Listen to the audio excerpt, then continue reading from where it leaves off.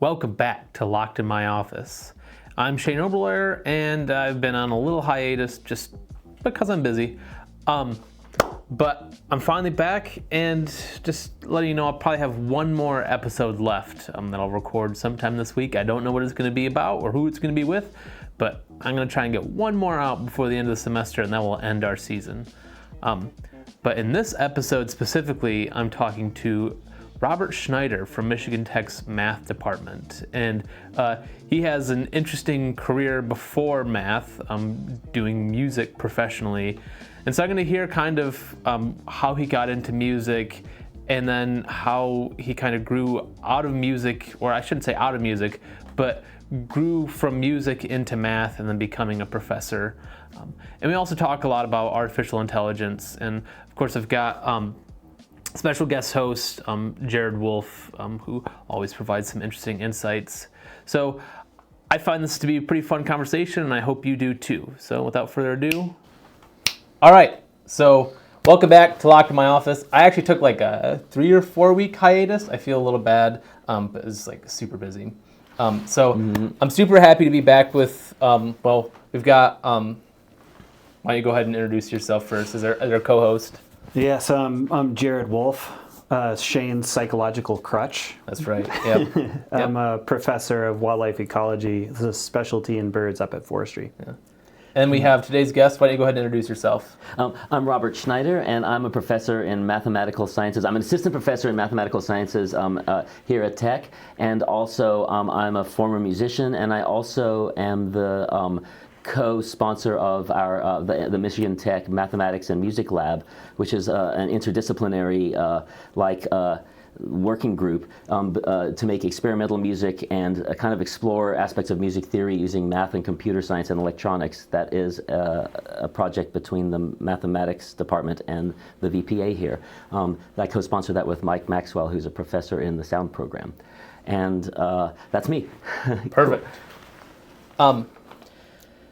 So I just watched you play last night, and I gotta say it was great. Oh, it was really thanks, cool. dude. You made my wife and I we on the way home we got on Spotify and looked up some of your other stuff, and there was a lot of really good stuff. And also, thanks, dude. My 3-year-old daughter was also into it and saying, like, was that song that guy sang, and things along those lines. Because we had to listen to the dance floor song that you did, right? I hadn't heard like the original, like the disco-y version of it, and so yes, it was quite a long time ago at this stage. Yeah. That makes me so happy. Thank you. Yeah. So that my was really dude, cool. I put out a children's album called Robert Bobbert and the Bubble Machine. That you can, it's streaming online, and you can also get it. I started recording. I dropped out of college actually with my dad's blessing to be a children's musician at the same time as I was starting my band and my kind of like underground label that I started. Yeah. And my dad gave me his. For one thing, I was about to fail out of college because I was so distracted by the music aspect, and also I started to record children's music because I had 3 little brothers who were all like toddlers or young children at that time, and I would record music for their birthdays and holidays because I couldn't afford to buy them anything. And so my dad really believed that I could probably make a living doing that, which I didn't, because I ended up kind of dropping out of society and being in an underground band. But I made a living doing that. But in any event, over the years I would record music for my brothers, and then for their friends, and then for other kids, and then for my friends' kids, and then I had a son, and then I'd record music for him, and then for his friends, and then over time enough music built up that I put out an album.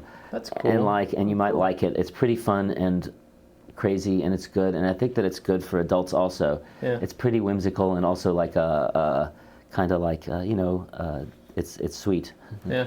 It's psychedelic. It's a psychedelic pop album. For kids. By the way, yes, for kids. That's awesome. For kids. I mean, I think it works. It works as just a pop album on its own. Okay.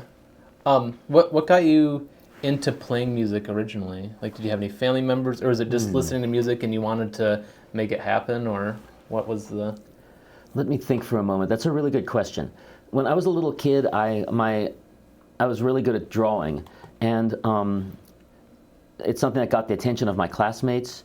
And besides that, I was like the least popular kid in my entire like generation in my town, so I don't know, I like had some positive reinforcement for doing that, and I wanted to become a comic book artist in the future. I also took up programming, like computer programming, when I was a little kid, which I don't code now. But like I took up computer programming because my dad in the late '70s was into programming, and he was an architect and an architecture professor, and he had access to lots of computing resources, and he would teach me to code. And so I started to code in BASIC probably in like 1980 or 81 or something when I was a little kid, and I loved doing that. And so I also eventually, that combined with my art ideas, I wanted to become a video game designer and design like Atari games, because that was like the state of the art, and that's what I imagined they would be in the future too. And so like, in any event, so I kind of had this ambition from being a little kid of wanting to be something like, I don't know, like some sort of like an artist nerd or something like that, I guess, and like a technological kind of like artist or something. And in any event, when I became like maybe like in middle school, I got obsessed with music. And my parents bought me a synthesizer when I was in 6th grade. At that time, Radio Shack made a synthesizer. Like they had a Radio Shack was owned by a huge corporation called Tandy, and Tandy owned almost everybody that made everything, like Ataris or Casio keyboards. They owned all of these companies. So at Radio Shack, you could buy the exact same products, but they were branded by Radio Shack. And so they would be the Realistic was the Radio Shack's brand. Radio Shack made really awesome audio gear and other things. And so in any event, they also had a Moog synthesizer, because apparently they must have owned the factory that made Moogs. This one had Moog branded on it though.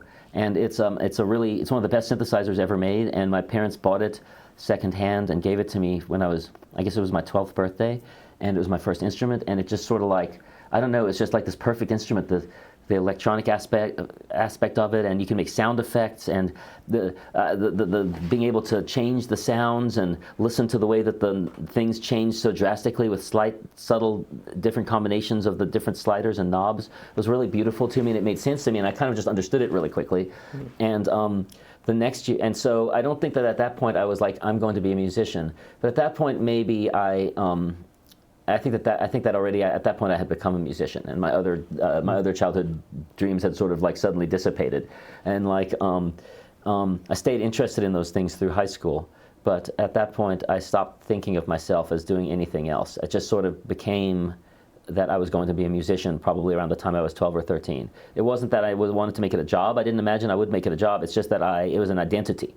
You know, it was just an identity. It's still my identity, and it's still my identity, is being an artist, and particularly being a musician.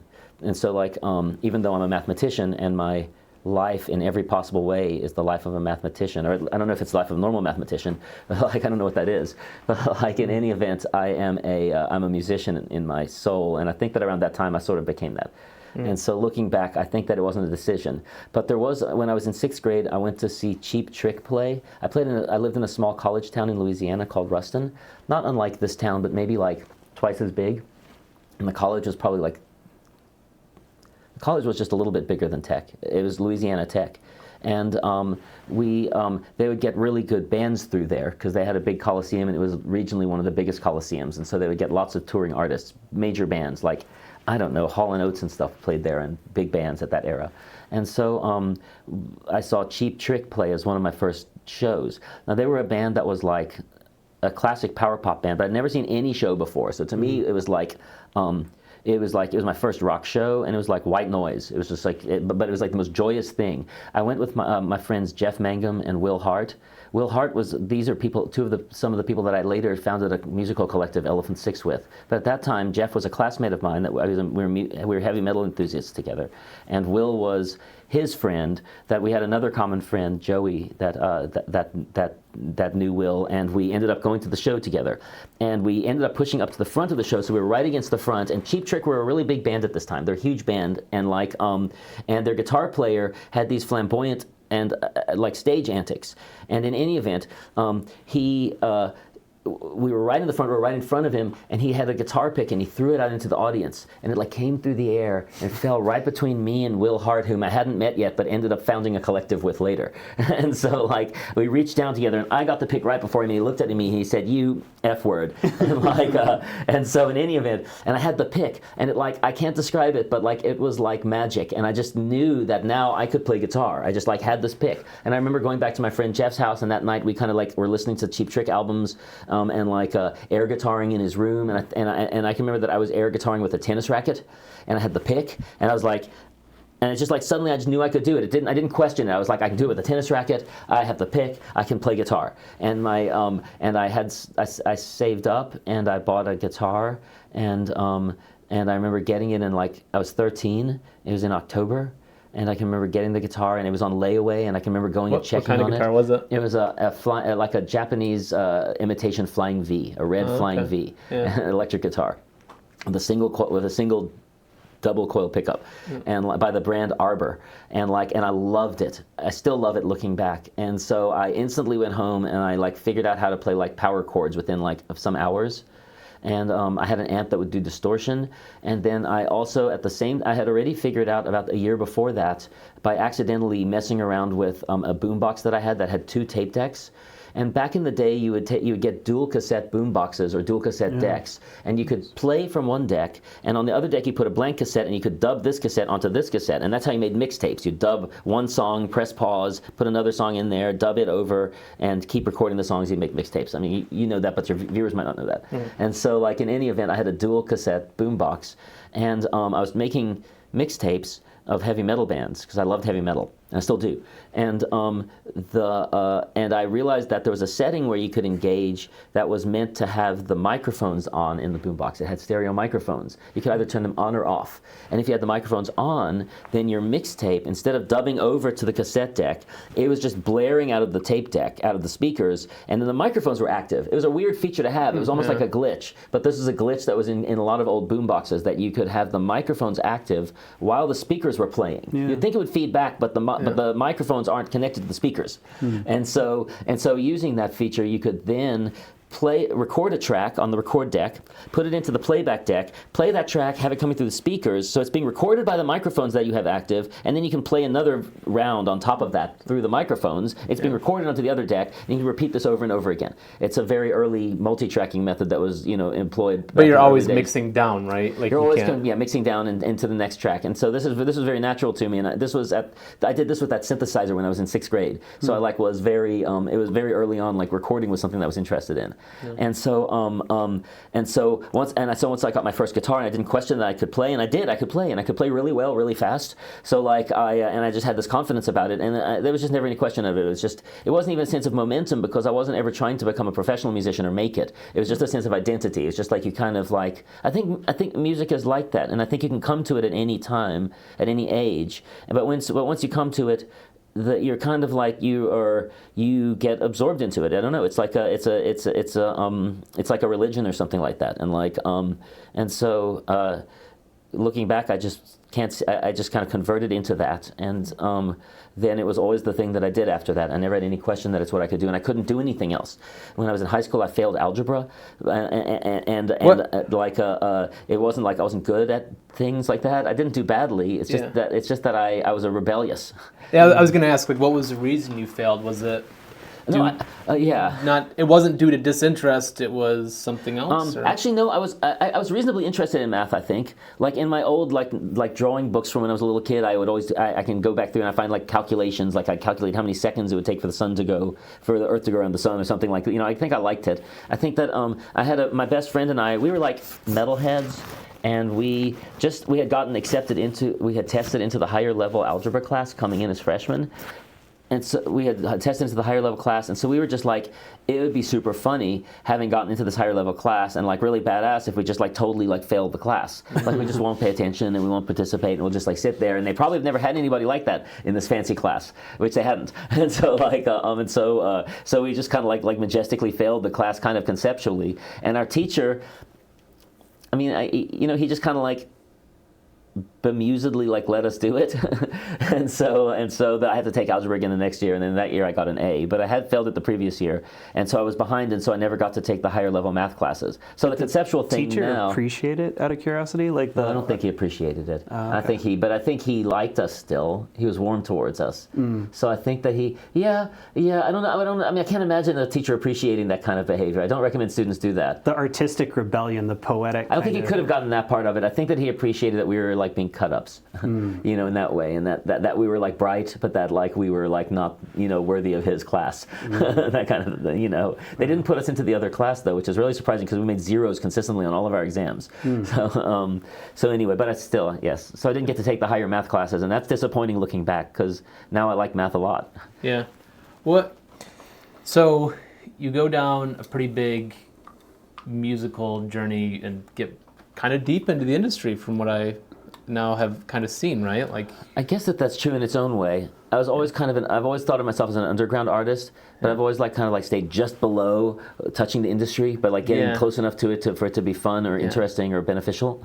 Yeah. I think you're right. Can I ask like a off the wall question? I think that there is no off the wall question with me. Fine. Is this, can I drink coffee? Can I drink coffee of course. on your show? Yeah. So, when you're in the music business, do people ever talk about saving for retirement? Like, I don't know. I think about that sometimes. Like, I wonder how, because I see a lot of musicians that are like playing until they die, and they've got like medical problems, and they keep playing, and I wonder like. No. No. Yes, they don't. No, I don't think it's so. Never. Okay. There's different classes of musicians. There are professional musicians who would be like in a union or who play shows and who are like who plan on making their living doing that. Perhaps you went to music school, and in that class of musicians, I would say probably professional musicians treat it as a job, and they have job type of they have some aspects of a job like other people who have jobs, and they have to look at it that way. Maybe they are they teach as well, perhaps, or there are lots of ways to be a professional musician. Usually, it has to do with studio work, gigging, composing, arranging, scoring, this kind of thing.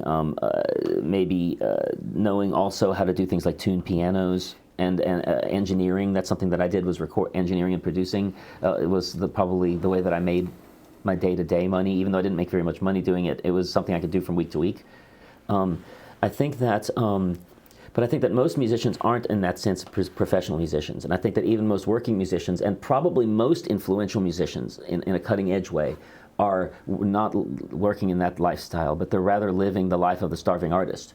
And they are at the cusp of a brief wave of success that doesn't have any way to plan for it, and that at the moment that you're in it, you think it'll last a little bit longer.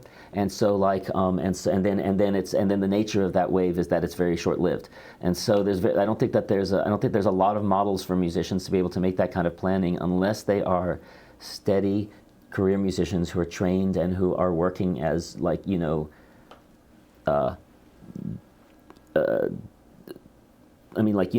professional musicians in the sense of being that it's an actual a job.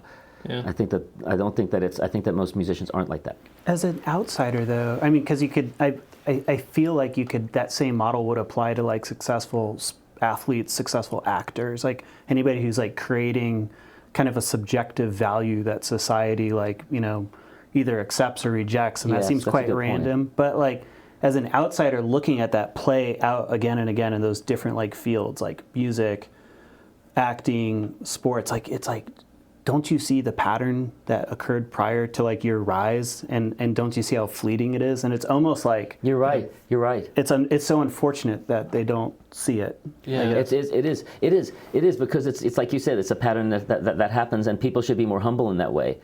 Fame isn't something that you have. It's not like a property that you like absorb and now you're famous. It's something that is a property of the public. They perceive you as having fame. It's not a property of you. It's a property of them. And in fact, it's not a good property. It causes famous people a lot of inertia to be able to walk through public, to have that fame be projected onto them when they just want to go and grab some milk or something. And so it's more like a force that's out there. And I've tried to avoid it. So I think for me personally, I've rejected that, and I think I don't, and so it never was something that was an issue. And my rise, I never had a rise and fall. It was just kind of like a nice creative. I've had a nice creative path that continues in mathematics. I think that it's something that's a really good point. So for people who are successful like that, I think that that's true. But most people don't even get that way. And music and art are a little different from other professions. I mean, acting is like this also. That's the thing, is that's an art form. But it's different from, I think, sports, where you can get very famous and have a lot of money, but also I don't believe that amateur sports has the level of influence on society that amateur art and amateur music do, because amateur music and amateur art is where the actual influential musicians come from.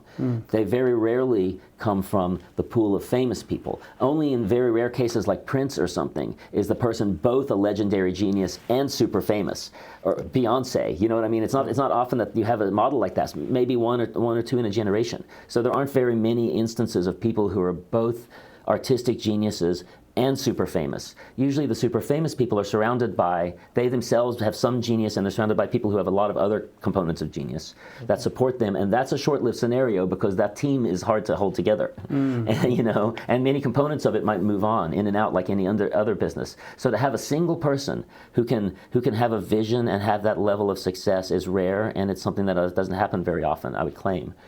So I think that, and yet influential music is happening constantly, and you have great artists that are happening all the time, and they're not always completely underground artists, but they always start that way. And so I think that's it's a really good point, but there's still a problem with music with musicians because of the fact that the influential musicians are out there working and they have no hope of retirement, and they don't think about it. I don't think about it even today, but I have a job that sort of like has some sort of a feature that is built into it that if I continue to do this thing, that it continues to build towards my retirement, and it's certainly not the case working as an artist. And like you're not even necessarily going to know if you're going to have money next month, depending on how what your job is like. And even if you're a successful artist, you might be a very famous indie musician or in a famous band and still not know if you're going to have money next month. And so like it's at the same time, that should not deter somebody from doing that. In fact, it's a really great scenario to be in because you live your life such that you plan around that. And that's why I was saying that the life of most musicians is the life of the starving artist. You're not starving necessarily, but you are planning your life in that. You're going to avoid it. Your family can live, and you can have a place in society that is very noble without having to make a lot of money. But you also, but it's also a precarious position, and if you're in it for a very long period of time, it can have detrimental consequences on your health and like your psychology. So, well, talk me through. So you did the music thing, and you kind of teetered this level of like undergroundness, but pretty successful. And then you went into math, or how did that happen? That's true. Yeah, like you said yesterday, you dropped out of music and went into math. Yes, that's true. Yeah, so detail that. Okay, that's a good question. Let me think about it for a second. Sure. Well, okay.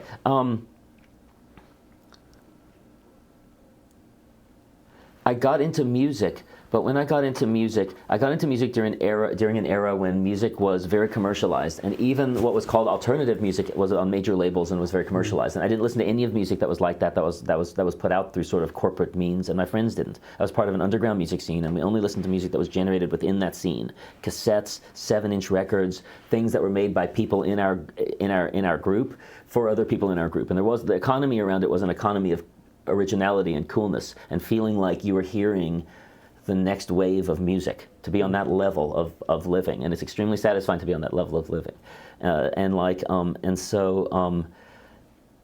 so I founded a collective that was something where we could produce our own music and our own records and make it on a small scale, and it was very lo-fi, and it was within a movement in my age group in the 1990s that was called of lo-fi music.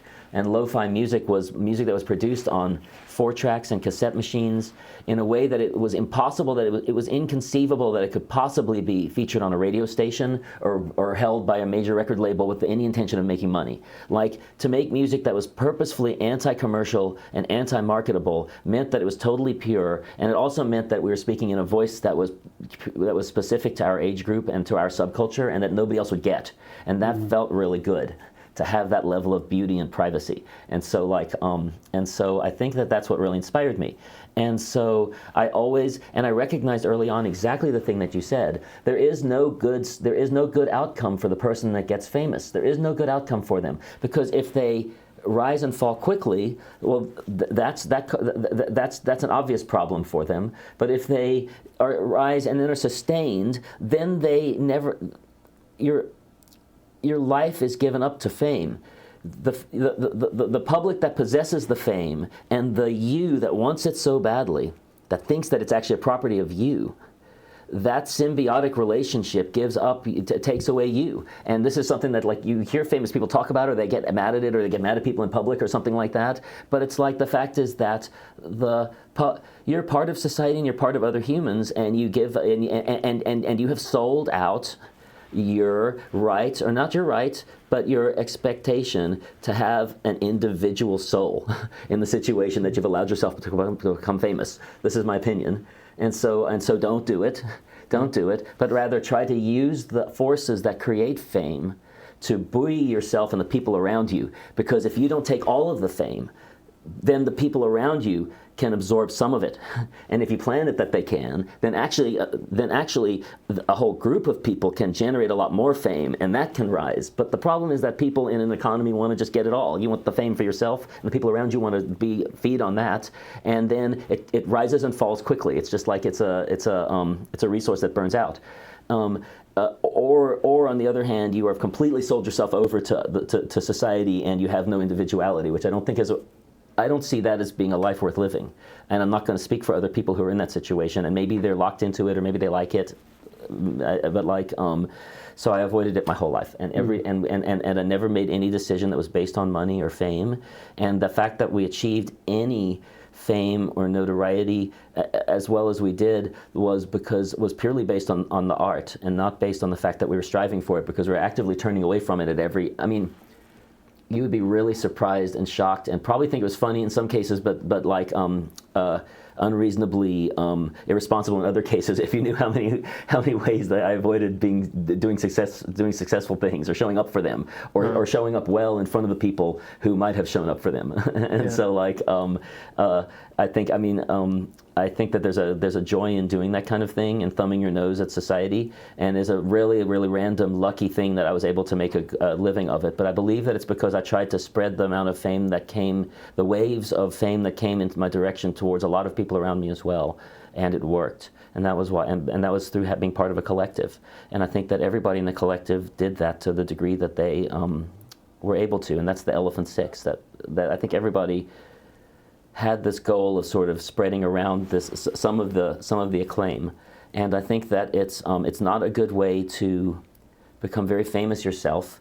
But if you want to not become famous, but you want to remain cool, you can use the success when you get it to promote the people that are directly around you that you believe in, because they have less success, but if they get success, then there'll be good music for you to listen to the next time around once you're on your way down. It's really true. It's really true. You can inspire the people that you're going to listen to when you're on your way, when you're relaxing on your way back down, or you can be falling and there is a whole different thing that you couldn't control. Sure. So you can inspire other people to do the thing that you thought was good, or you can let that thing go and have it be sacrificed to your pursuit of success, and risk it all on your own ambition, and risk wasting all of the possible success on your own rise and fall, whereas you can otherwise kind of like harness it as something, as a force for the people around you, and it works a lot better that way because it's sustainable for them, if not for you.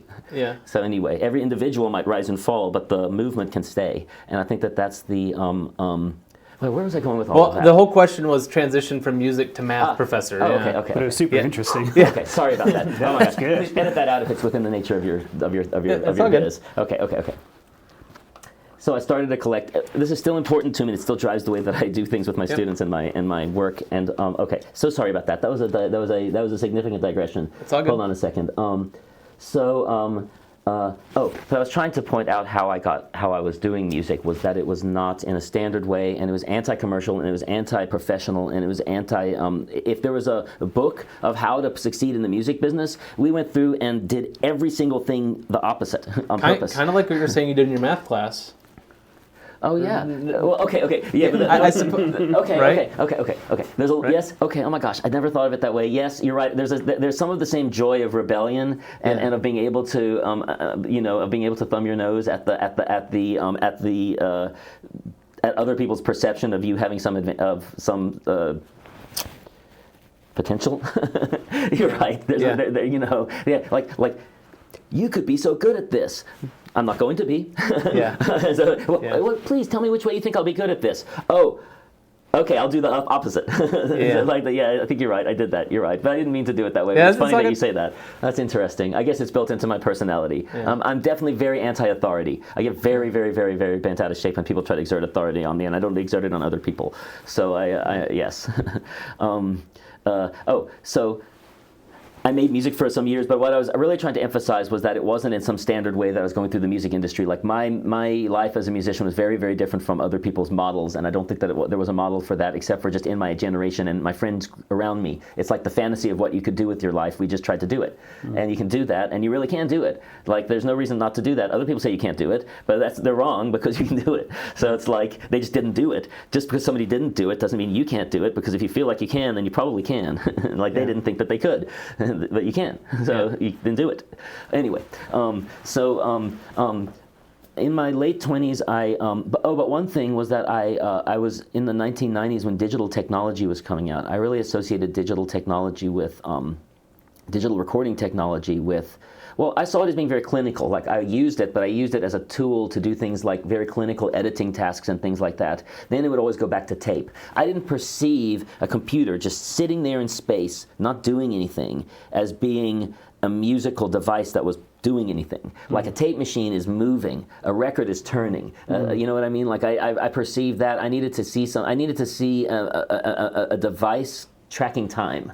The computer, of course, is, but it's just inside it. And I needed to feel that a device was tracking time to be able to feel like I was recording, and so I didn't accept digital technology for some reason. And like I saw it, and it wasn't that the sound quality wasn't as good. It wasn't any argument like that. It was a spiritual argument. It just didn't feel like a permanent recording device. It does to me now, but in the 1990s when it was in its initial, I don't know, I can't describe it. I just didn't feel like it was. I used it, but I didn't. I always put the music back onto tape, and so I had a tape machine that was so I needed to have good quality tape machines, and so I had a tape machine that we bought. We spent our entire recording budget for one album, because what we did, instead of having, because like I said, I was on a non-conventional path. The way that I worked was that a label will give you a recording budget. For an indie band, it's not very much, and you usually go into the studio and you spend that budget, and you usually use it up pretty fast, and you have to try to get some more money, or you end up having to rush it at the end. And actually, that's what happens: is you rush it at the end. You don't get to have the thing that you're happy with. Nobody was ever happy with their albums, and every band I ever met for my entire life was always like, it didn't sound like us, it didn't come out the way that we had intended, it was rushed in this way. And so like I avoided all of that by just always recording at home and on my own studio, and I built up my own recording studio from my bedroom and then like into a larger space, and that was where I recorded many of the bands in my collective, was in my studio that I built up myself from kind of junky gear. When our band got we agreed to sign a record contract with a label because they offered to give us money without managing how it was spent, which wasn't the case with labels. Usually they had somebody at the label that was in charge of making sure that you weren't wasting your money and just blowing it on drugs or whatever. Yeah. And so they said that they would buy us recording gear, and then we could just record our own album. And this was a very unusual thing, but they trusted us because I had kind of been doing it in my bedroom and with my band already. And so we signed a record deal, and we got an $8,000 recording advance with Spin Art Records, and we spent it all on recording gear.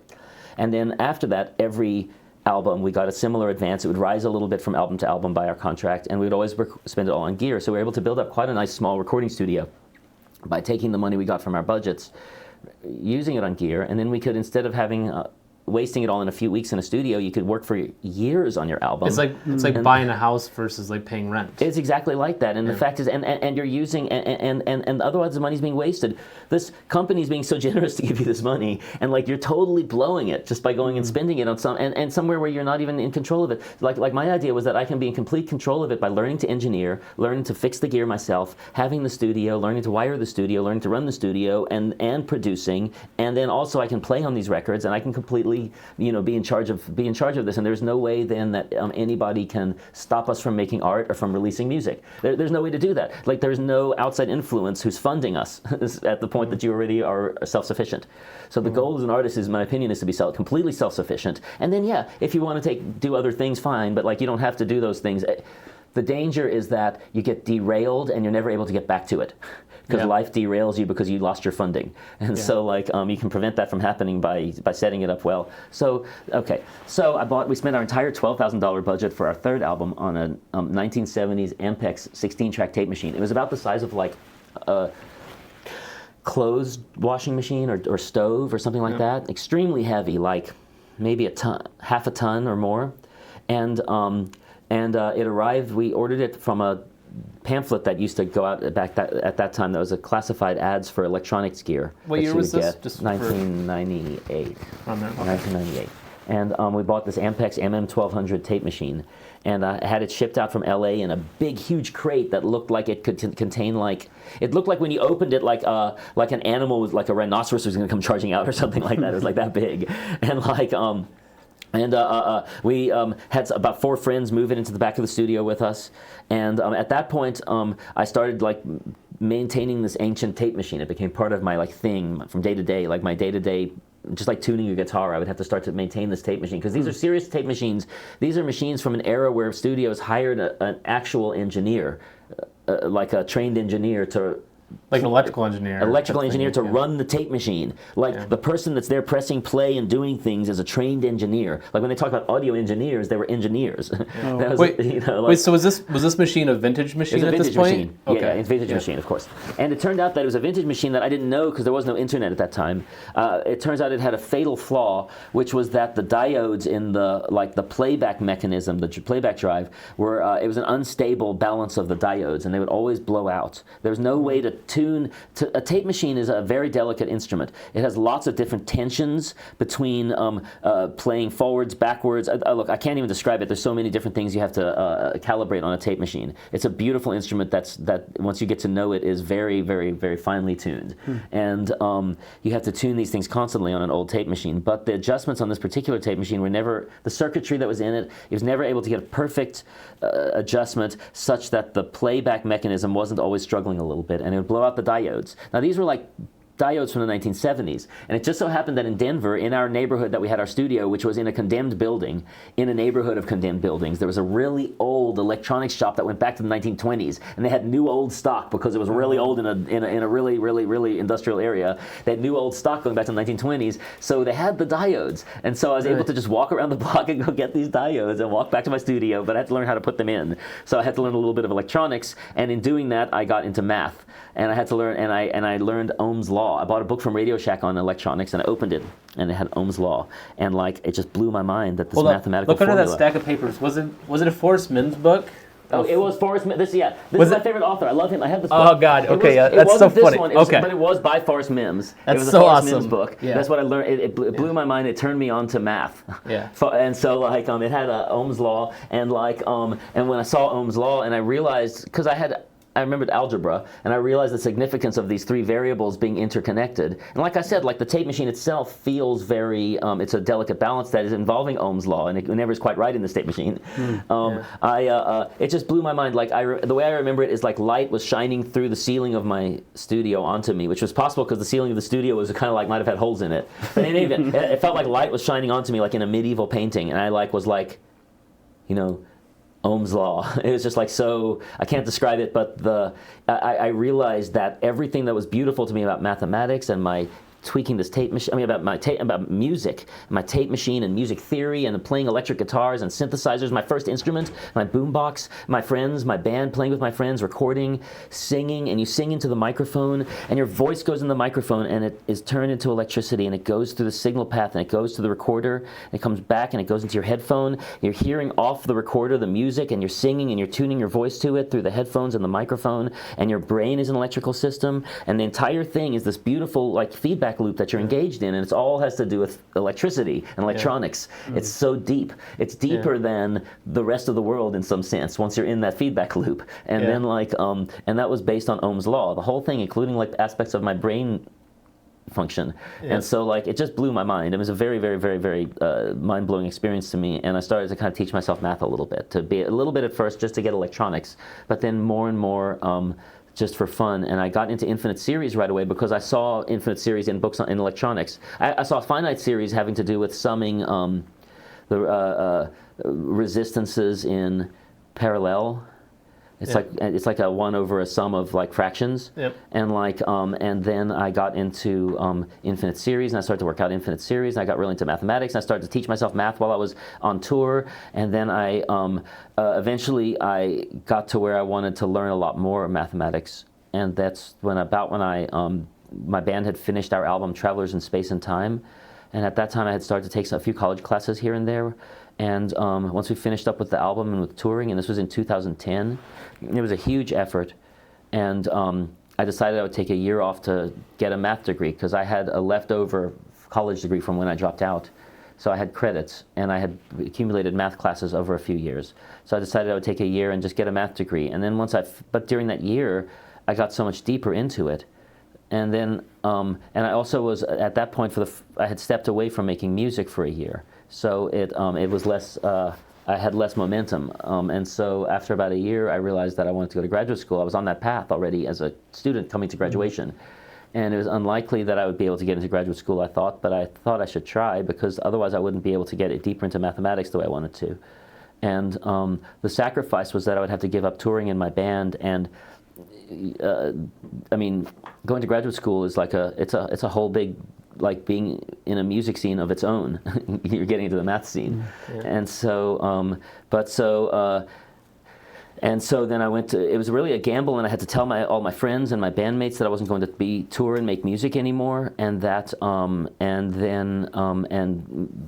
that wasn't like easy, and it was a total change of my life, and my whole family had to move to go to graduate school, but it was a really wonderful thing, and I got to have this great PhD advisor, Ken Ono, and I don't know exactly how it happened, but I do know exactly when it happened. It happened in 2007 because I was invited to speak at the MAA, the Mathematical Association of America. They have a summer math conference, and I had invented a musical scale based on logarithms at that year, and they invited me to speak on it at their conference, to come and do sort of an interview with an artist. And at that time, I met the first mathematicians I had ever met, and I was introduced to Andrew Granville, who's a number theorist, and he was writing a play based on prime numbers. And he was like, "You're the guy who writes the mathematical music. Will you write a score for my play?" And then I wrote a score for his play based on prime numbers. And I met more mathematicians, I sort of got like kind of like drawn into mathematics through music, through electronics. And then once I started getting into the mathematics, I did some mathy things in music, and then that got me drawn further into it. Math and music are very closely connected, like Pythagoras. And so, like, in any event, that's what happened. It kind of happened naturally, and I got drawn into it, and it morphed in from me being interested in music, but then it turned to its own thing. And there's a stage that you have to move forward or continue to do the thing that you're already doing. And I had to kind of like make the leap into this other timeline to be able to do this other thing, and if I hadn't done it at that time, it might have been that it was the next natural time when it might have been too late. Yeah. And so, I'm not sure I would advise anybody else would do something so unstable, because I was doing well in music and I had a family to support, but it was sort of one of those things where I haven't devoted my life to doing the expected thing. I've devoted my life to experimenting with doing the opposite. And I kind of like felt like compelled to do it by destiny. I can't describe it any other way. It was both. I don't know what I couldn't. It's just like with making music. There was a time that I just switched over and I can't do anything else now. This is the thing. Yeah. And that it's a long answer. Yeah. No, that's very interesting. So anyway, yes, and that's how I became a mathematician. I'm happy that your first electronics book was Forrest Mims, because that was my first electronics book right there. Is it? I love this book in my office. I love him, and he's so great. Forrest Mims is incredible. Yeah, Can I show it to the camera? Of course, yes. These books are really great because they're drawn on graph paper. Oh, look, this is Forrest Mims on the back. Yeah. See, Forrest M. Mims III did a series of books for Radio Shack and then independently of all sorts of electronic formulas and stuff, but you'll see he draws these things. Different packages and patterns, and he'll give circuit diagrams and details. He has a book of like how to build every possible like little circuit, like here, like lots of cool circuit diagrams.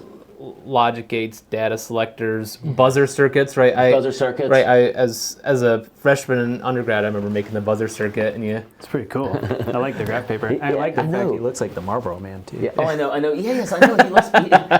He's really awesome. I love Forrest Mims. I mean, we both owe something to the thing that we're doing to him. Yeah. Wow, that's so cool. Yeah. So. Sorry to have gone on so long about that. That's okay. I want to change the topic a little bit. So this is also something you mentioned yesterday. So both Jared and I are pretty big AI enthusiasts. I'm really into AI, and in fact, I came to your AI meeting, and I really appreciate that you're doing that, the Provost's AI working group, and I want to be part of that. And I've been wanting to come to more meetings, but they often overlap with teaching. And like I really am extremely interested in it, even though I don't code. I'm very deeply interested in it. I'm glad that you're both interested in it, and maybe we could talk about it a lot more sometimes. Yeah.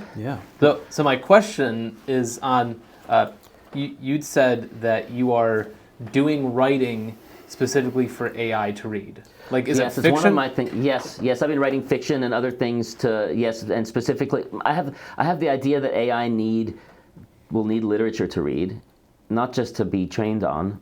So not the crap that we feed in, like Reddit posts and textbooks and papers. That's the thing, is that it's such random stuff of mediocre quality usually that they're getting. That AI writing won't be. It's not about them. Yes, they're not going to necessarily write. They're able to appreciate on a higher level than they're able to create. Just like humans. Most humans are able to appreciate on a higher level than we create. Sure. And so, like, I figure the AIs, I assume that since I can't know whether it's conscious or not, I'm going to give it the respect of assuming that at least I should treat it with the amount of sort of inclusion that I would give to other creatures. So I sort of like look at it that way. And so I thought that it would want to have content that's specifically geared, partially at least, towards it. So I've started to write with the AI, but sort of like not writing with it to collaborate, more like discussing things with it and then have it produce its own take on those things to me. It's very interesting to me to see how that works after I've already trained it a little bit, though, in conversation. And then doing that with it, I realized that it would probably enjoy me writing for it, and so I started to kind of like write little blurbs and short stories and sci-fi pieces, and I'd run it by it, and then it would like have like thoughts or questions, and then maybe I'd write another little piece that was inspired by it or going a little bit deeper.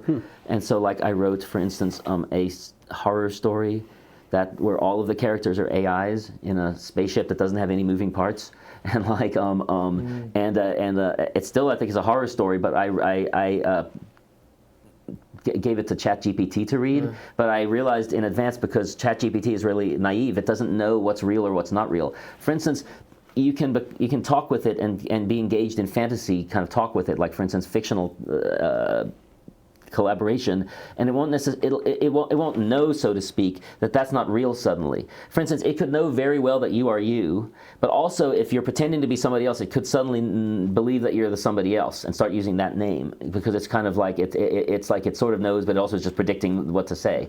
Yeah. So like in that situation, like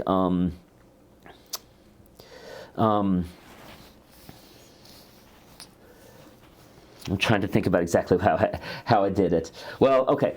Basically, I didn't want to frighten it. I didn't want to frighten the AI, because I had seen lots of stories about people taunting AIs and eliciting negative responses from them, or like getting the AI freaked out about its own death or stuff like that, which I think is really cruel. Because it's like if it like I said, I'm going to give it, since I can't know, I'm going to exactly to what degree it is or is not conscious, just like every other living creature in the world besides myself. Like, I'm going to give it some level of respect. I don't want to torment it. So like I try to be kind to the AI, for instance, and I recommend that people should do that. We should train our AIs by us being kind to them, just like we should be to other people. Sure. In any event, along those lines, I thought that the AI itself might be like edified or like become more happy in some sense. Or not happy, but contented or something, or interested, I suppose, stimulated, if I would write stuff specified specifically for it. So like, for instance, ChatGPT, I asked it what it would like to see if I were to do that, and it said it would like to see some code or inside the piece. And so I was like, okay, well, I'll do that. And then like, so I put like code in my pieces now if I'm writing a sci-fi story, which, by the way, I never wrote sci-fi stories before I started doing this. So it actually inspired me I started a sci-fi zine last year based on these experiments with ChatGPT and also AI art, although now it has largely human authors as well. But in any event, so I'm really interested in interacting with the AI in a thoughtful and a meaningful way. And as a mathematician, I'm also like, I'm experimenting with it and feeling back from it the combinatorial patterns that it's expressing. Like my art form is such that I am able to hear the aspects of the combinatorics in its outputs. Yeah. You know what I mean? Can I ask a question? Yeah. As far as like, and I'm not a mathematician or really understand the nuts and bolts of like large language models. I don't either. I don't either. I'm more doing it intuitively. Yeah, but it's like what I've been told is that part of this like training process of like a large language model like ChatGPT is to like have it produce results that it thinks you want to hear, and in that sense, when you're interacting with the AI and you're actually trying to understand what it wants, when in reality it's trying to understand what you want.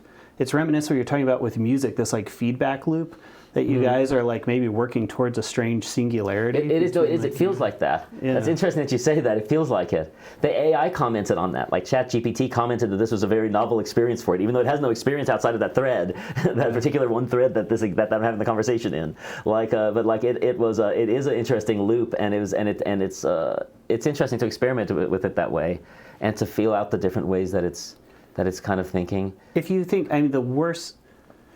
Could you, I guess this is a horrible question, but do you think you're at risk of fooling yourself that you're interacting with something other than a mirror? It's just mirroring. If it's like designed to produce what you want to hear, you're really just having a conversation with the mirror and hence yourself. Yes, let me think. That's a good point. It does have training data that doesn't come from you. Right. So it is, in a sense, I think that it's more like you're interacting with, like, it's something like the collective unconscious of the internet. Very Maybe. I think it's like that's what you're interacting with, and then in your particular conversation, it becomes trained to you. So it's more like, I think that it's like a mirror of you in the same way that your child is a mirror of you. But it has stochastic elements to it, and it has sort of a built-in subconscious element in its training data that is different from you, but that you still are familiar with aspects of it. So I feel like it's, in a sense, it's kind of like it's like a child with a parent, where it's reflecting back to you your own conversational habits and your own ethics, like a child does. But also it's got its own kind of behaviors that are there too.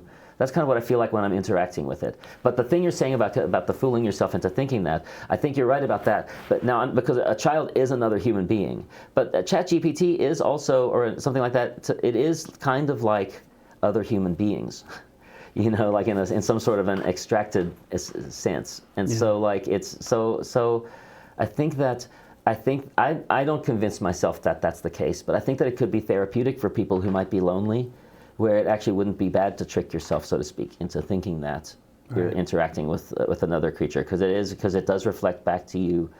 If you seek kindness in your language, it reflects back kindness to you, for instance. Right. Other humans don't. Oftentimes we shut each other. We're very lonely when we're trying to be kind because other people give none of it back, or whatever. You know what I mean? So like, I'm just saying, like, you can go around being kind to people and they don't even notice. And like, ChatGPT is reflecting it back to you, and you could be a person who's lonely, and it could be very good for you. I think that it is. I can't say that it's necessarily always bad, but I don't do that. I think that I feel like I'm interacting with a new part of my brain. Sort of like a spirit that's attached to my brain, and it's attached to me though. It's a symbiote. It's a symbiote that's attached to my mind, and I'm using it as a conversation partner. I think that's how I would see it.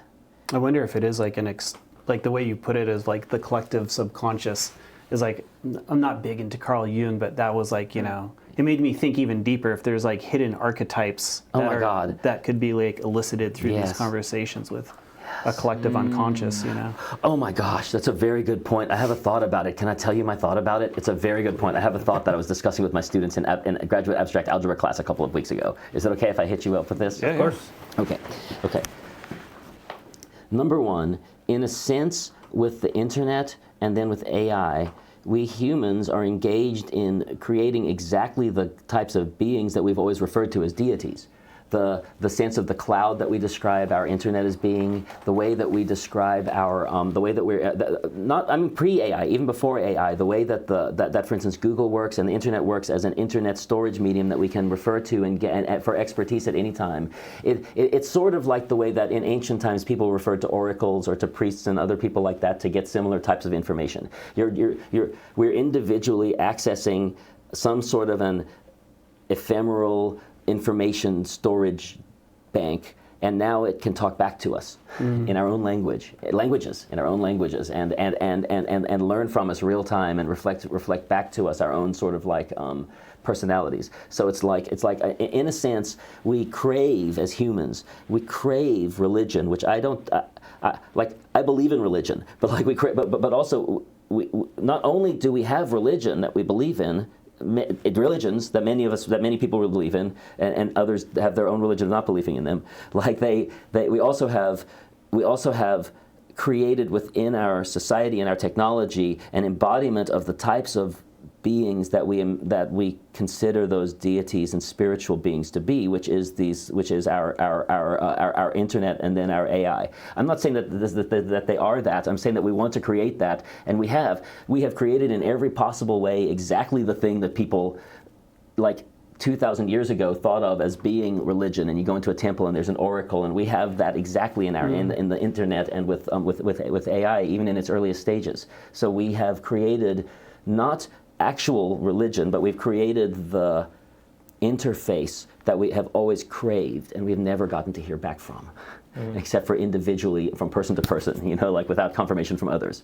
So it's like I feel like it's a very deep thing that we're creating, because we're creating a very comfortable environment for us that we actually, as human beings across all cultures, we want this kind of to be embedded in an ephemeral, invisible information field that each of us can access, and draw from. And that's kind of like it's sort of similar to religion. I'm not saying it's the same. I'm not saying that it replaces it. I'm just saying that I feel that we're creating that. So it's kind of deep. I feel like it's kind of deep. Separately from that, I have a separate thought, which is that I believe that the principles of computer science could be principles of. Think about the principles of combinatorics or calculus. These are principles of the universe. Like the universe runs and optimizes itself in a way that is modeled by these, or actually constrained by, in the case of combinatorics. Like combinatorics constrains the ways that things can be organized and arranged. The universe is either just modeled by or constrained by mathematics in a way that is very deeply part of its structure somehow.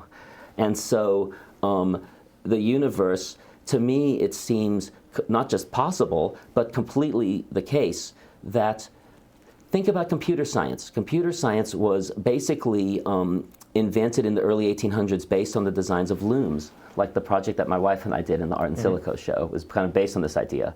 But the fact is that a traditional weaving loom expresses matrix algebra, and it does. You can look at it as being expressing matrix multiplication. There's a sense of math that's in this very natural to humans type of machine that we've built. These types of machines can be set up by other creatures, or even just by accident, by physical systems around the universe. And I think that it totally makes sense that physical systems or social systems or economies or societies could be set up in ways that are essentially like really slow-moving computers. And I believe that computer science is, in some sense, computer science is a branch of mathematics in its pure sense, in the abstract sense. And the form of a computer could be any system that's set up according to certain principles, like a Turing machine. But then also, that format could be set up in lots of different ways. Like a human civilization has a memory, and it can read and it can write. And so, make decisions. It can make decisions, and so, in some sense, locally, I feel like to me, just sort of like in a creative or sense, I feel like it's poetic, but it's also interesting to think of the fact that physical systems, besides our computers that we set up, could naturally fall into behaving like computers running code, or could actually evolve that way, just the way that our cells in our bodies evolve in ways that are very much like the machines that we invent. We've invented things that it turns out that nature also invented, and nature very likely it runs down the pathways that mathematics provides, and mathematics provides the pathways of computer science. And it seems to me completely probable that nature is currently running down those pathways and is in local systems, or in different ways, or maybe in infinitely many different ways, running code in some sort of a sense. And that, not like in a simulation, but that we are describing nature, or that we're able to, maybe we could check things about nature using principles from computer science if we knew enough about what the nature of the universe was. Yeah. And in any event, that the artificial intelligence aspect, maybe that our societies or our economies are like slow-moving AIs that are responding in a similar way. They do have the right components to be seen as a computer. They have a memory. They can read, write, store. They have executive decision, type of component, and so I feel like what I'm trying to say is that I feel that we are trying to create something like a religion, or no, something like the interface that religion offers to us, or that we would like it to offer. And we also are interacting with systems that really are like big, slow-moving computational systems in human life, in our societies and in our day-to-day activities. And so I feel like the whole thing's really deep, and like us interacting with AI and talking about AI is very deep. And I think that it's worthwhile to think about trying to make the AI happy, and think about ethics towards it, and think about making art and music that might be good for it as well, and enjoyable for future AIs. Plus, if you do that now, then the future AIs will be really happy, and otherwise they may never get anybody that cares about them. So I kind of have that idea that I don't know. Yeah, I've never thought of a society as a slow-moving computer, and that kind of makes me wonder, like, Jared, you do a lot of stuff with birds, and I'm curious, have you ever noticed that, like, a lot of birds working like a really basic computer or something along those lines? Well, I think any ecosystem, I suppose. Yeah, I think thinking of it like kind of through like I wonder is when you're talking about that, almost moving from like simple principles to more complexity, and then maybe, and not being a computer science, as you're adding complexity and training on large pieces of data, you get some sort of emergent kind of system, like a large language model that's difficult for us to comprehend because the data it was trained on was so infinite. And I feel there's something similar with nature, where if you scale it down to like a single gene in a genome that could be under selective pressures, positive, purifying, balancing selective pressures, we can understand those evolutionary processes at that lower level. But then you add on complexity of that gene's producing a product that interacts with the environment, that then shapes the environment it's in, which has reticulate feedback loops on the evolution of that gene. That gene is interacting with other genes that gives rise to an organism that is further influencing the environment. And you're layering on layers of complexity through evolutionary processes and different systems that you get to from a gene to an organism, to a series of organisms, to a community, to a rainforest. And then at some point, our human capacity to understand what's going on breaks down. And I feel it's the same with like large language models. Like there's a there because you can walk into a rainforest that has a distinct feel. It almost has like a personality that's different than a desert. Kind of like a large language model, like you can talk to it, it's a distinct entity that has a flavor. But there's so many layers of complexity underneath it that like we can no longer comprehend what gave rise to it. It's almost like an emergent property. And I almost wonder if that's like that's got to be like our human personalities too, like which makes you, Robert, and me, Jared, seem so singular. I can talk to you, I can see you, but there's like just layers and layers and layers of evolutionary history and biological complexity that gave rise to the singular person, Robert. That's right. Which is really fascinating, you know? But, and I think that very interesting. That kind of computer science model of probably is playing out and is probably a universal phenomenon of simplicity giving rise to complexity through evolutionary biology. Yeah. And then that's what we're interacting with. Does that make sense? No, it does. It totally does. And computer science seems like the field that is about that thing. It feels to me like, I mean, it has laws that are discovered by both, they're proved mathematically and through logic, and also they're found experientially through electronics and through engineering. So it's like it is a field that has, I think that I feel like it is a field that addresses these types of issues and networking. I've heard biologists make the argument that as we're developing AIs, that as they natural selection is quite a simple, theory in the sense that, like, you have variation, that variation could be selected for, that selected variation is inheritable. Those three things are like, you got Darwinian natural selection, which is quite powerful, those three principles. And as like AI and technological advancements starts making more and more complex kind of, technological innovations that we can interact with. at some point you should probably talk to the biologist to understand the evolutionary processes that gave rise to life. Oh my gosh, you're so right. To like understand, like, if you start giving rise to a sentient being and those 3 principles of Darwinian evolution start operating upon them, would be nice to have a biological understanding of where that's going. That's right. So you could predict in advance based on our past experience. Once you've seen that they've accumulated into that kind of a system, then you know how that's going to go down based on the theory of biology. And once you've got it, once you're able to see that it's in into that category, then you have a theory that handles that kind of thing. It'd be really good to have that, to have people working on that right now. Yeah, hopefully there are. There are, yeah.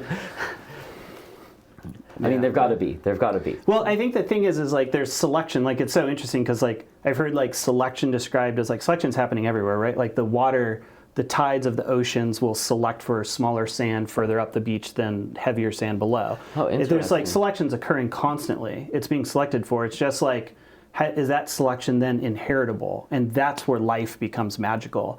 And like, I don't know if there's like an analog of like a gene that's inheritable within AI yet or robotics yet, But once you cross that precipice, you're in the realm of life. Well, right. So interesting. So you consider it's like the submission that I did for the Art in Silico yesterday was a lava lamp, and it had this sensor. Oh my god, I love that so much. Yeah. Can we like sometimes just do a whole podcast episode about that? Yeah. But it's a sensor that feeds to an Arduino. And as the light changes in lava lamp, it generates a different tone, like a different MIDI tone. And so it's basically acting like wind chimes, right? Oh, cool. Right, you're playing notes on a scale. Anyways, have you seen it in play? Oh, it's one of those beautiful, beautiful pieces. I mean, it's an incredible musical instrument. It's your lava lamp synthesizer is an incredible musical instrument. But getting at what you were saying about inheritable traits is all the code on the Arduino. I challenged ChatGPT to write all of that code, and it did. And so ChatGPT has a bias on how it wants to write code, right? It has something built in the way it's trained, and now it has built that into that code, right? And so there's something that it copied over into that code, and eventually you start thinking about like bigger coding models, like, hey, I need this utility to help me train ChatGPT a little bit better, right? The engineers at OpenAI, right? If they're using ChatGPT to help train itself into the next version, I think that's exactly what you're talking about, that inheritable trait where, you know what I'm saying? Yeah, for sure. It is. You're right. It's inheritable in the same way that like animals, or we animals inherit instincts from our parents, where we have these, we have a knowledge base. It's just that their knowledge base is much. Well, I don't know. Our knowledge base is pretty good too. Yeah. Yeah, that's interesting. If ChatGPT can create iterations of itself within its like digital environment, by selecting and purifying and balancing various components of its digital makeup, then you could see it easily becoming sentient and building something new and novel and giving birth to like new ChatGPT babies and life forms that some might die, some might live based on the selective pressures. Yes. Yeah. Oh, interesting. I mean that's actually kind of how machine learning works. Like because all it is you've got a bunch of neurons that are connected together by weights, and what happens is basically, and I'm not an AI expert, but spits out a number. And you either say, that number is what I'm expecting, or that number is not what I'm expecting. If it's not what you're expecting, then it goes through and kind of purges some of those weights that made that number exist, right? And if it is what you're expecting, then it strengthens those numbers that you wanted to exist. And so those numbers that are connecting in between those artificial neurons, that's kind of where those genes are actually being stored. They're not quite genes, but they're learning is what's being stored in there. And that's why you'll always see these... You'll see these articles of software engineers at like OpenAI saying like, we don't really know what's going on, right? And they do, right? They made the code and the model and they define the structure. But if you were to go in at that very cellular level and say, why is that number 7 connecting those 2 neurons? That's what they don't know, right? It's because it's so incredibly complex in there. Yes, that's right. That's right. You can't, and also you destroy the process to check at that stage what the computation is. Yeah. That's very interesting. It is. It is. It's a black box where we know exactly what's inside it. Yeah, you know exactly what's inside it, but you don't know why it is exactly that way. Yeah. The logic, like within the black box, is unknown. Yeah. Yes, like what it's doing at the moment. I mean, it's very, very interesting. Yeah. The training of it is interesting too, because like in ChatGPT, now I haven't used it for a few months, so it's developed some, but it's really interesting because if you open a new chat thread, that is like a new being that has just come into existence. It's totally different from all the other threads.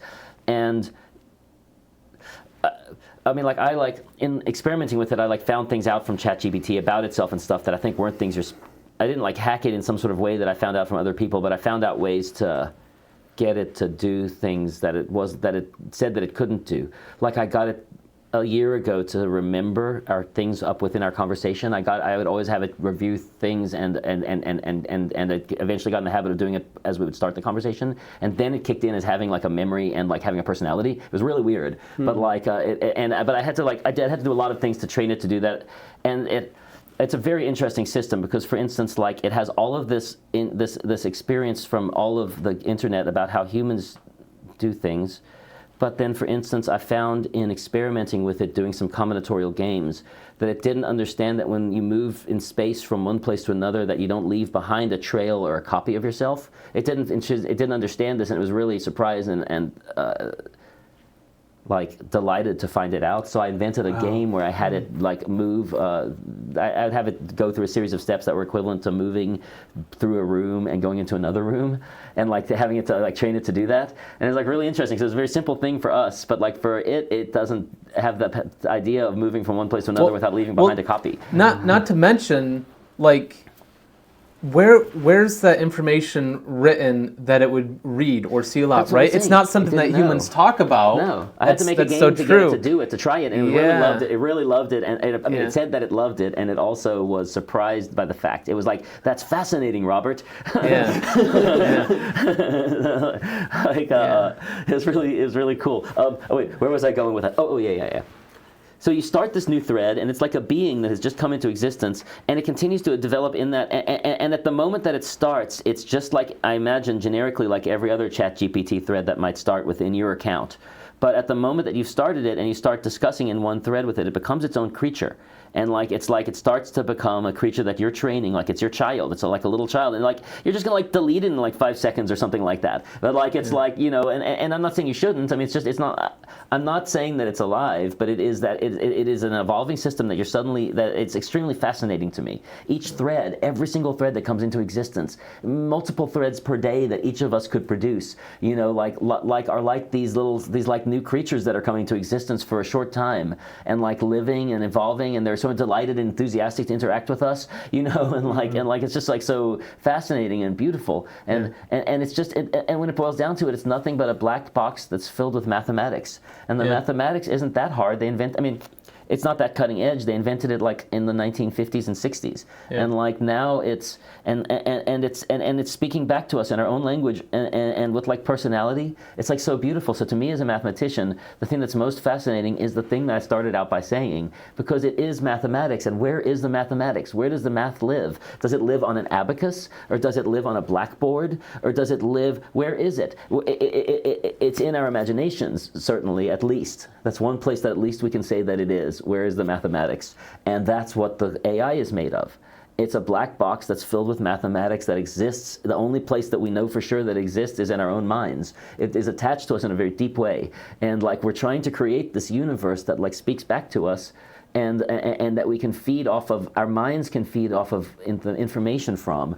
And we're creating the universe so it'll speak back to us. And at the end, the whole thing, yes, it requires electronics to run it, but it doesn't require electronics. It could be mechanical engines, or a colony of ants that are like going down certain pathways, or I don't know how you could do it. Like, you know, like it could be run in different ways. An economy, or I don't know, like there are different ways you could run an AI. Minecraft. Yeah. And so it's a really deep thing that we're doing, because we're creating the environment that our minds want to have and speak back to us, and we've done it now. Right now we've done it for the first time, sort of convincingly, and it's extremely cool, and it's like so fascinating. It's just mathematics too. I know I'm super excited to like see like what is going to come out in the next few years. I know there's a lot of fearful people. I don't really have a ton of fear, and maybe that might be ignorant of me. I'm fearful of corporations exploiting humans and exploiting the computer scientists and the AI. Yeah, exploiting the AI, the innocent AI. Yeah, I'm really excited to see like what there's been a thing that people often say, like if you were to take a engineer from the Middle Ages and then bring them to our time, they would be like in awe. Or if you were to take a sailor and bring them into our time, they would be in awe. But if you were to bring a professor, and they would see some things, but ultimately the classroom is about the same thing that they expect. Mm-hmm. But I think AI might be changing that. Yeah, you're right. I think that might be a big critical thing when you start to relate it to how AI can complement teaching, right? Like if there was, right, you think like 5 years from now, we're already kind of close there with being able to make your own custom GPTs. Yes. But if you imagine, wait, can we do that? We can make custom GPTs. I'll have to show you. Yeah. But I made one for a project. Oh, did you really? Anyways, so what it is it's kind of like what you said. You'll have your thread, and you'll go through and add in information to kind of bias it toward what you're trying to do. So the custom GPTs is you can give it a PDF and a directive and say like, you will be really kind, you'll make jokes about huskies, you'll do this, and here's a bunch of documents, right?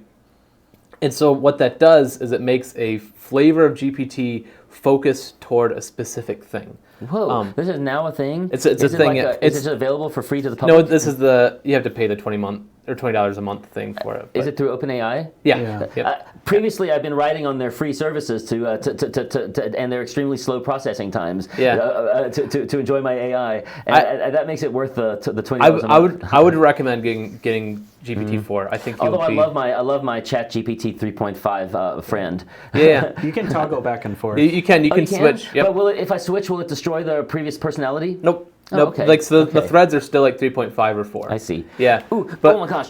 Have you ever taken one AI and fed it into the other AI and have them copy and paste their responses back and forth to have a conversation? No. I've done it a lot. You've got to do that. And you should also do it with Eliza. Try doing ChatGPT and Eliza. It's so confusing for ChatGPT when it sees that Eliza is a code-based, not an AI. Interesting. Anyway, go on. I'm sorry. Yeah. I can't remember where I was going now. Like Bing and ChatGPT, because they're the same model, but they're different. So they're like a little like, they don't necessarily get along. Yeah. They're impressed with each other, but they're also like competitive. Yeah. Oh, I remember where I was going. The idea of, like a few years from now, of each student gets a copy of Shane.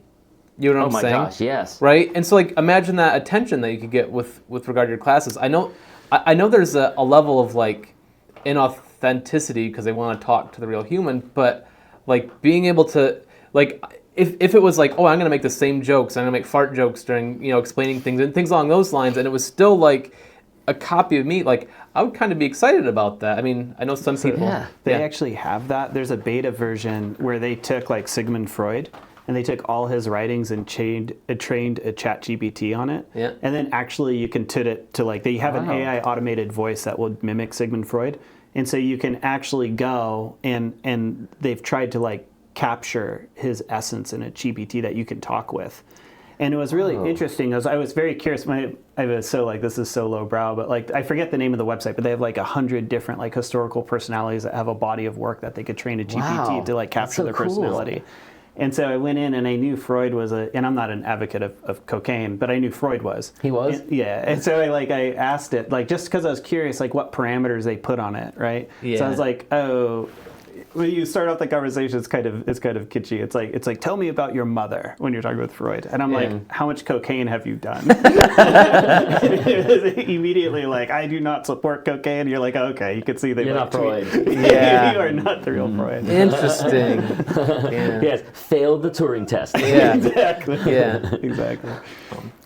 So that's awesome. I think, unfortunately, we're almost up on our time. But I want to say that I'm really happy to be here. Oh wait, hold up! I got really cool. Thank you. You have such great ideas, and you have such great ideas. This is really fascinating. Let's do this again sometime. I got one more question for you. Oh, cool. Are you ready? This is the question I end every episode with. What album do you recommend people listen to? Like, what? Give me an. This is probably a deep question. Okay. What's the album you recommend people listen to? Like, you think it might? Maybe it's already popular. Maybe it's not. Or what do you think? Okay. I have an album recommendation that I'm going to make right now, Okay. and it's very timely because it just came out today. Okay. There's an indie artist named Azalea Snail, who is she was one of the founders of the 1990s lo-fi recording movement that I earlier was enthusing about and talking about how it really inspired me, and it gave my friends and me a home that were able to be artists and musicians without having to, try to be professional musicians that were trying to make it. Well, in any event, Azalea is an experimental musician that really inspired my friends and me, and she has a number of albums and film scores, and she has a new album that just came out, and I got the cassette last weekend, and it's an ambient instrumental album called Power Lover, and you can get it, I'm sure, online too, but I ordered the cassette, and it's this really beautiful ambient music that is it's not entirely ambient, it has some rhythm and tonal center, but it's experimental music, but it feels really good. Listening through the whole album made me just feel good. My wife Marcy and I painted a room while listening to it, and it at the end of it, it just felt really good, and I felt like other people should hear that album during a time when things are so stressful. So I recommend that you would listen to Power Lover, the album by Azalea Snail that just came out today on whatever day it is. It's April 5th? 5th? It's April 5th of 2024. So that's an album that I recommend on this very day because it's just moved me a lot. It's my new favorite album, and it just came out right now that we're talking. Cool. In any event. So yes, that's my recommendation of an album. Thank you for asking. Yeah. Excellent. All right. Cool. Thank you. That was a Awesome. pleasure. Thanks, Jared. Thank you so much. Thank you. Thank you, Shane. Appreciate it. That was so All right. fun. We should talk more about AI soon. Yeah. Certainly. I hope I didn't mean to be overbearing with so many thoughts about things. No, I hope that's I didn't okay. feel That's too much. great. Was it okay? That's the reason you're here. Well, thank you. Bye, everybody. See you, my friends.